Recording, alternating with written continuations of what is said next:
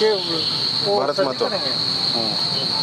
तो अरे बाप रे, क्या हो गया? मेरा माइक दिए उनको? हाँ दे दिए, टेबल में रखा हुआ। अरे बाप रे, लाइटें नहीं, अब क्या होगा? लाइट जलाइए, थोड़ा लाइट नज़दीक कर देना सब। हाँ हाँ ठीक है, ओके हो गया। हाँ जी सर। भरत जी, भरत महतो जी बोलिए। मेरा नाम भरत महतो है और मैं मूल निवासी संघ का प्रदेश उपाध्यक्ष हूँ। अभी जितना भी लोगों ने, मूल निवासी भाइयों ने अपना अपना विचार दिया, मैं सबका सुन रहा था। ये जितना भी हो रहा है ये 11 वर्षों के दरमियान, ये भाषा के नाम पर, जाति के नाम पर, धर्म के नाम पर, क्षेत्र के नाम पर आरएसएस के लोगों ने प्रायोजित जो है ये किया गया है। हर जगह जहाँ भी स्थिर सरकार है, अस्थिर हमारे मूल निवासी हैं, वहाँ के लोगों को उकसाने का हमेशा प्रयास किया जा रहा है।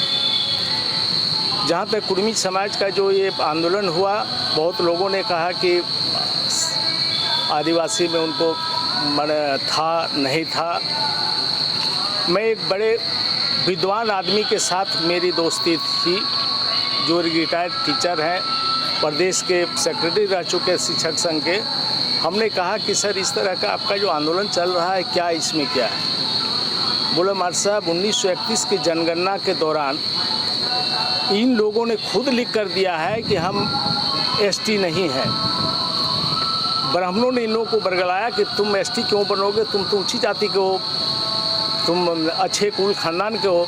तब इन लोगों ने लिखित रूप से दिया है, जैसा उन्होंने हमको बताया कि हम लोगों को आदिवासी में नहीं रहना है, हम लोग जो है आदिवासियों से उच्च वर्ग में आते हैं।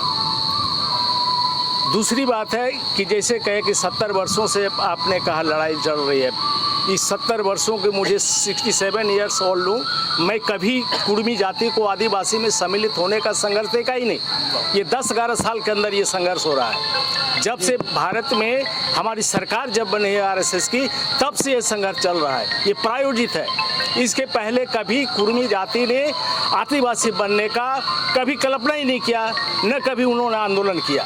अगर किन्हीं को पता होगा तो आप लोग जानते होंगे, कभी कुर्मी जाति ने एसटी में शामिल होने के लिए आंदोलन नहीं किया।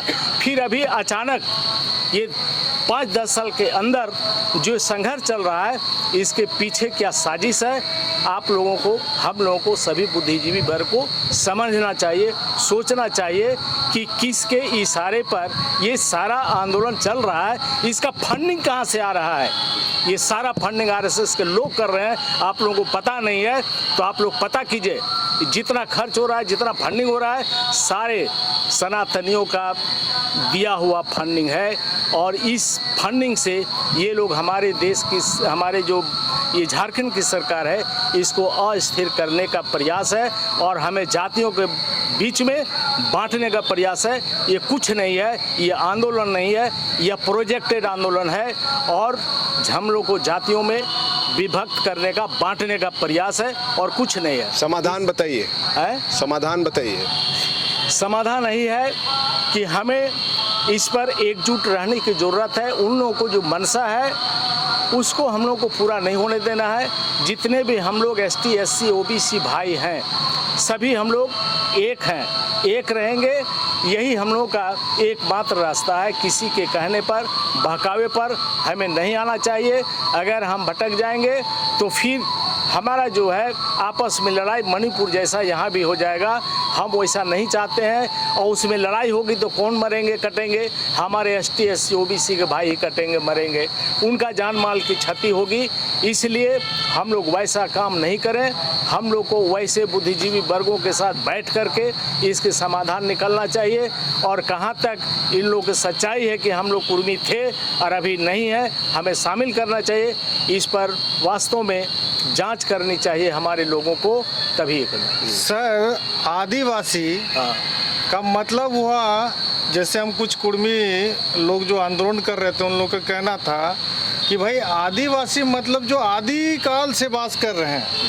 अब यहाँ पे एक दूसरा आता है कि भाई अनुसूचित जनजाति, जो संविधान में अनुसूचित जिनको किया गया है।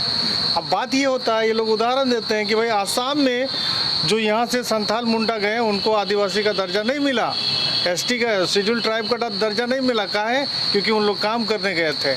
हम तो यहाँ आदिकाल से रहते आ रहे हैं, हम तो कहीं से आए नहीं हैं, हम यहीं के हैं। तो ये कहने का मतलब उन लोग का हो रहा है कि वो लोग ऐसा क्यों, आपने बहुत अच्छी बात कही कि वो लोग खुद इस जाति से, जिस जाति को कभी हाथ पर धकेल दिया गया, उसको छुआछूत का सामना करना पड़ा, कितनी मुसीबतें उनको झेलनी पड़ी, उनको अपने मतलब इतनी संकुची रहे कि वो जंगल में वास किए, लेकिन आज फिर उसी सूची में शामिल जो होने चाह रहे हैं, इसमें भी आप कह रहे हैं कि इसमें किसी और का हाथ है। लेकिन ऐसे इतनी बड़ी आबादी को समझाएगा कौन? और ये लोग अभी क्या करना, इन लोगों को क्या करना चाहिए वर्तमान में? आप जो कह रहे हैं पत्रकार महोदय, आपको मालूम होना चाहिए, ये हमारे जो एमपी साहब थे, क्या नाम उनका, नहीं ये उड़ीसा वाले जो बीजेपी में थे अभी, सालखन मुर्मू के साथ हम लोग आसाम में जाके आंदोलन किए हैं, हजारों के भीड़ में आंदोलन किए हैं कि वहाँ के लोगों जो यहाँ से गए हैं उनको आदिवासी का दर्जा दिया जाए। हम लोग चुप नहीं हैं। सालखन मुर्मू के साथ हम लोग कई एक बार आसाम गए हैं और वहाँ भी हम लोगों ने आंदोलन किया और वहाँ भी हम लोगों ने इस तरह का ये किए हैं, सभा किए हैं और लोगों को समझाने के प्रयास किए हैं। वहाँ के सरकार से हम लोगों ने डायलॉग किया है। ऐसी बात नहीं है कि यहाँ जो इतनी बड़ी आबादी है, सवाल ये है कि यहाँ जो इतनी बड़ी आबादी, इनको समझाएगा कौन जो उद्वेलित हो रहा है, आंदोलित कर रहा है? हाँ, इसके लिए हमारे जो बुद्धिवादी लोग हैं, इन लोगों को दायित्व बनता है कि इस तरह की परिस्थिति नहीं होने दिया जाए। और इसमें हमारे मूल निवासी संघ जो है, इसकी सबसे बड़ी जिम्मेवारी बनती है कि हम जगह जगह जा कर के वैसे लोगों के साथ डायलॉग करें और इस तरह का आंदोलन में जो विभाजन रेखा खींची जा रही है, इसको समाप्त करने का प्रयास किया जाए। ठीक है।